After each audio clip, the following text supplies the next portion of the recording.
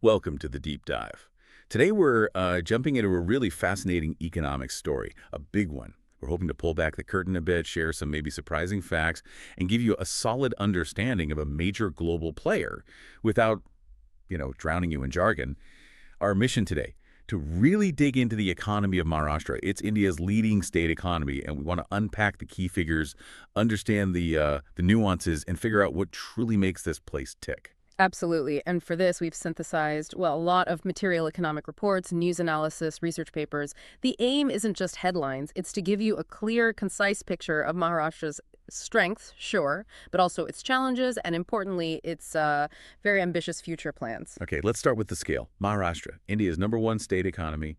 That's not just a small thing. The numbers are frankly huge. Its nominal gross state domestic product, GSDP, is projected around what, 42.67 lakh crore for 2024-25? That's right. Just quickly, a lakh is 100,000, a crore is 10 million. Wow. So, yeah, 42.67 lakh crore, that's enormous. About US $497 billion. Mm-hmm. For perspective, that's like the entire economy of, say, Sweden or Thailand. Wow. And it contributes at what, 13 to 14% of India's total GDP from just one state? Yeah. How does a single state actually wield that much economic power? Well, it's the sheer scale, isn't it? Being the top state economy in a country like India, it means it's a primary economic engine. It's driving a massive chunk of national output. It's almost like an economic country within the country. It highlights just how crucial it is for India's overall growth. Okay, so we've got the size. Massive. Now, what about speed? How fast is this engine running?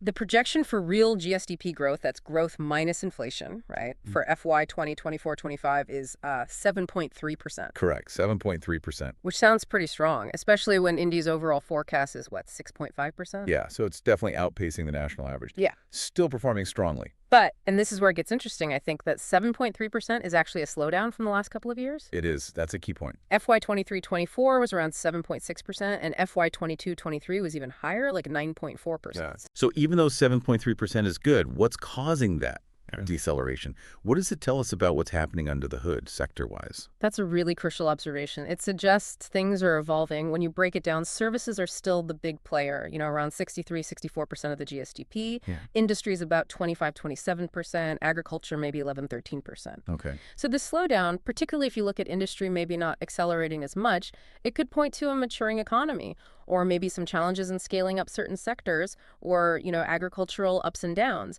It's a sign that even the strongest performers face shifting winds. It's not always straight line growth. Right.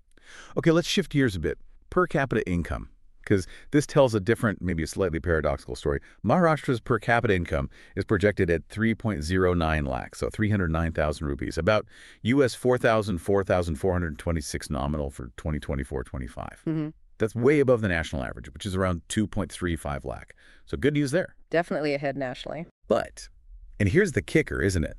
Despite being this economic giant, its per capita income is actually lower than some other big states, like Tamil Nadu, Karnataka, Telangana, Gujarat. That's correct. It's a significant point. And its rank was something like 12th in NSDP per capita in 2023-24. Around there, yes. So how does that work? Leading economy overall, but individuals, on average, have less wealth than in some peer states. What's going on there? It does raise a big question, and the answer really lies within Maharashtra itself. There are huge disparities between districts. The data is pretty stark.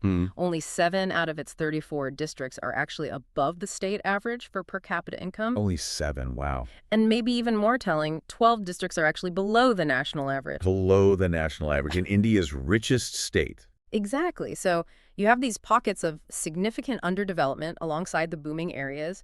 It's often rooted in, historical investment patterns, concentration of industry in just a few places like Mumbai, Pune, Nagpur, and it leads to real issues: social tension, migration pressures, challenges in developing human capital across the state.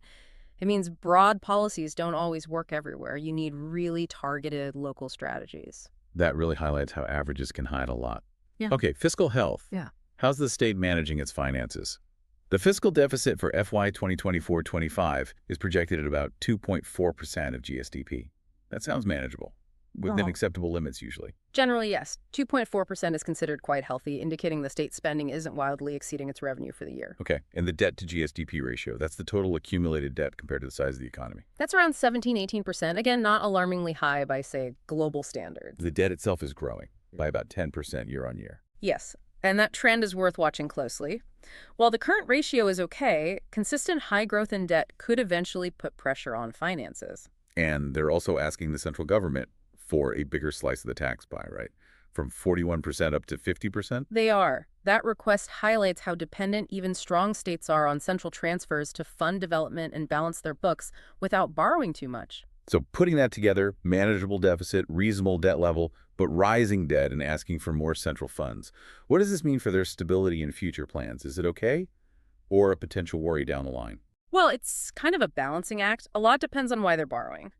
If that debt is funding productive infrastructure, roads, ports, power that boosts future growth, then it can be justified. But the rising trend needs careful management.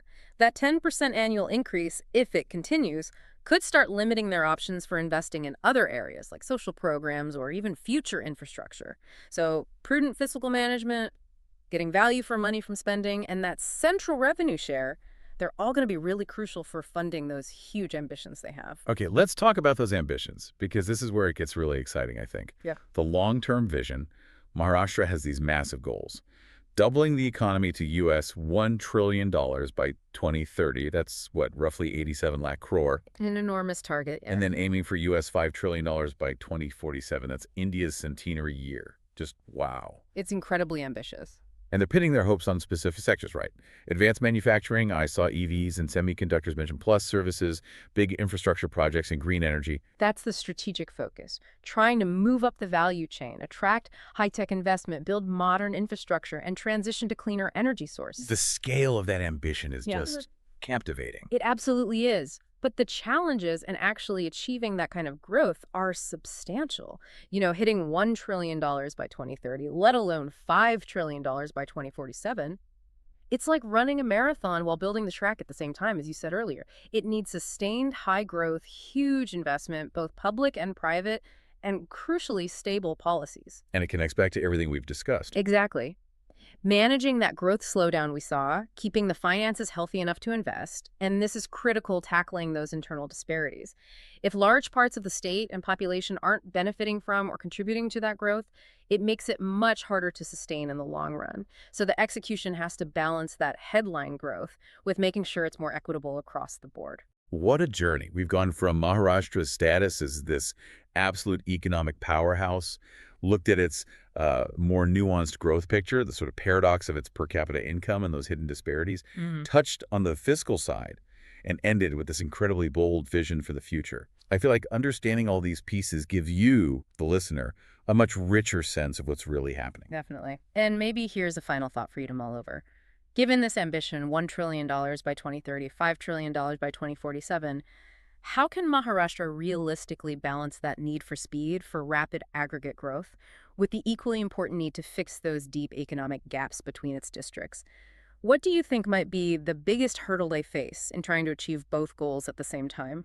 Or perhaps what could be the key breakthrough that allows them to do it? That is a great question to think about. A huge thank you for joining us on this deep dive today. We really hope you found it insightful, and we encourage you to keep exploring these fascinating economic stories.